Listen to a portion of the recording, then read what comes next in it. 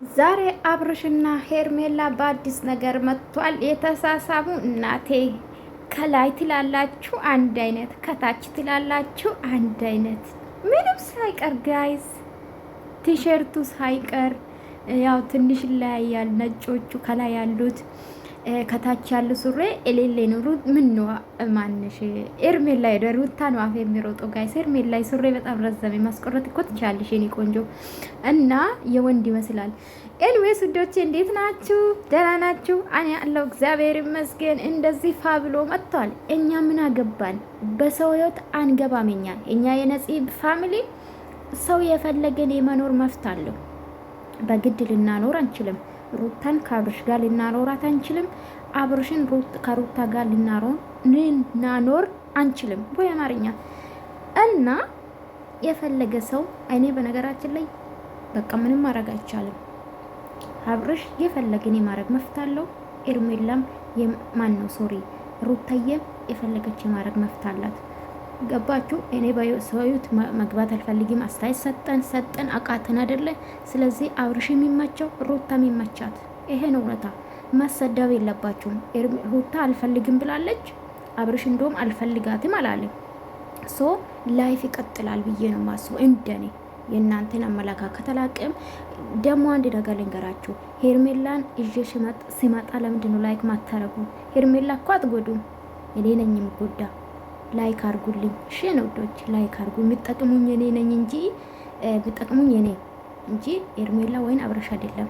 እና ብዙ ጊዜ ስላየው ነው ትመጣላችሁ፣ የሀገር ለወሬ ትመጣላችሁ፣ ላይክ ሳታረጉ የምትወጡና ላይክ አርጉ ለማለት ፈልጌ ነው። እሺ ነው ወዶችና እንግዲህ ዛሬ በፎቶ የተለቀቀ ሄርሜላ ቤት ነው ዛሬ ቪዲዮ ይለቀቃል። በሷ ብዬ ነው የማስበው።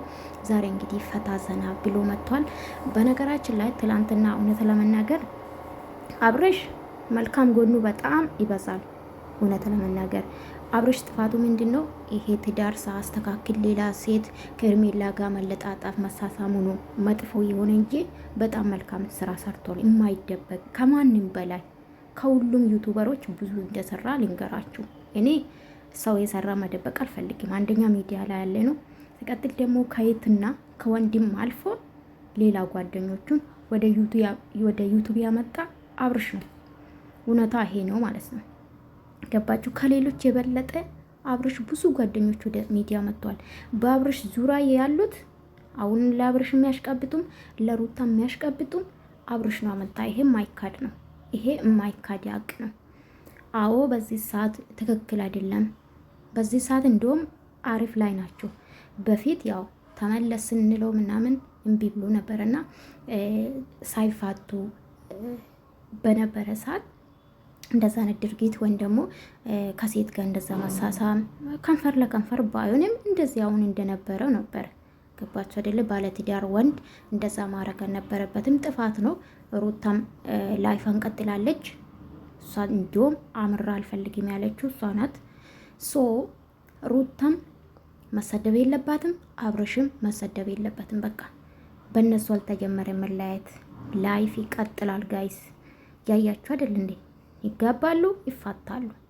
ሶ ላይፍ ይቀጥላል ለማለት ፈልጋለሁ። እንግዲህ ትላንትና በአዲስ ዩቱብ መጥተው ነበር። አይታችሁ ከሆነ በእርግጥ ዩቱብ መክፈት አይከብድም። በጣም እና አብርሽ የሚያሽቀብጡ ነገር በጣም ነው የሚገርም። ባይዘው በጣም ዩቱብ ለመክፈት በቃ ትልቅ ነገር ነው የሚያደርጉት። እግዚአብሔር ምስክሬን ነው የምላችሁና ኤርሜላም ትላንትና ዩቱብ ለመክፈት በቅቻለሁ በቃ ምናምን። በእርግጥ ተመልካች ሲኖራችሁ ሊሆን ይችላል። እኛ ግን ምንም ሳይኖረን ተመልካች ሳይኖረን ከፍተን ይኸው ምንም አይደለም። ገባችሁ? ሰብስክራይብ ባታረጉንም ራሳችን ነው የከፈት ነው። ገባችሁ አይደለ? ግን በጣም እንደ ቢግ ነገር ነው የሚያዩት ዩቱበሮች ዩቱብ ለመክፈት። እግዚአብሔርን የራሳችሁ ኢሜል ቁጥር ካላችሁ በኢትዮጵያ ነው የማይቻለው። ባይዘው አሉ አላቅም።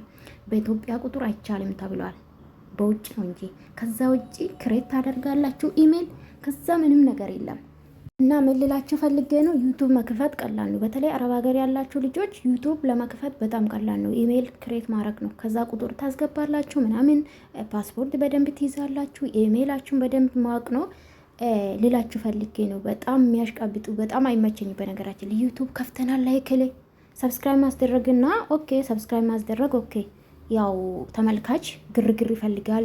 ታዋቂ ሰው ሲመጣ ነው ሰብስክራይብ የምታረጉ። አይኖ አውቃችሁ እኮ በራሳችሁ ሰብስክራይብ አታረጉም። አንድ ታዋቂ ሲመጣ ነው ሰብስክራይብ የምታረጉ አይደለ? ከዛ ውጭ ግን ምንም አይከብድም። ምንድነው ዩቱብ ለመክፈት ጌታ ምንም አይከብድም ማለት ነው። ግን ሰብስክራይብ ለማምጣት ይከብዳል። ከዛ ውጭ ሰዓት ከሞላችሁ በኋላ ወኔ ፎርም ለመሙላት እስቱ ትንሽ በጣም ከባድ ነው። ከዛ ውጭ በጀመራ ጊዜ ዩቱብ ስትከፍቱ በጣም ቀላል ነው። በጣም የእውነት እኔ እንደ ቀላል ነው ከፈትኩት። ግን ከዛ በኋላ የሚስተካከሉ ነገር አለ። አንዳንዱ ፎርም መሙላት አለ። እንግሊዘኛ የሚያውቅ ሰው ነው። እግዚአብሔር ይመስገን በጣም ማከብሮ ወንድም አለኝ። ወንድም ስላቸው የስጋ ሳይሆን በጣም በዩቱብ ያወቅኩት በጣም መልካም ልጅ የሆነ እሱን አስተካከለልኝ። እሱ ብቻ ነው ጥንቃቄ የሚያስፈልጉ። ከዛ ውጪ ዩቱብ መክፈት በጣም እንደ ቢግ አድርጎ የሚያሽቀብጡ ዩቱበሮች፣ ታዋቂ ዩቱበሮች በጣም ነው የሚገርመኝ። ሁሌ በዚህ ቅሬታ አለኝ በነገራችን ላይ። ኤንዌስ መልካም ነገር ሲሰራ ደስ ይላል።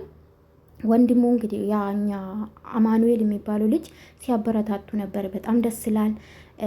በጣም የገረመኝ ደግሞ ጤነኛ ልጅ ቁጥር አስቀመጡ ሪዱት ብሎ።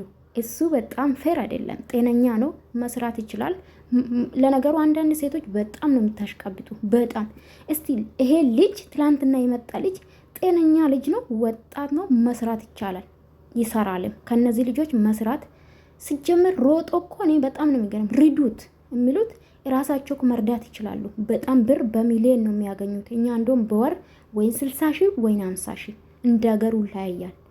ገባችሁ አይደል? በጣም ነው የሚገርመኝ እኔ በጌታ ስም በጣም በዚህ ሰዓት እኔ አላቅም። ትላንትና በጣም ነው ገረም ቁጥሩን ሲያስቀምጡ። አንዳንድ ልጆች ደግሞ በውስጥ መስመር ቁጥር ሲጠይቁ በጣም ነው ገረመኝ። ሼም የሚባል አታቁም።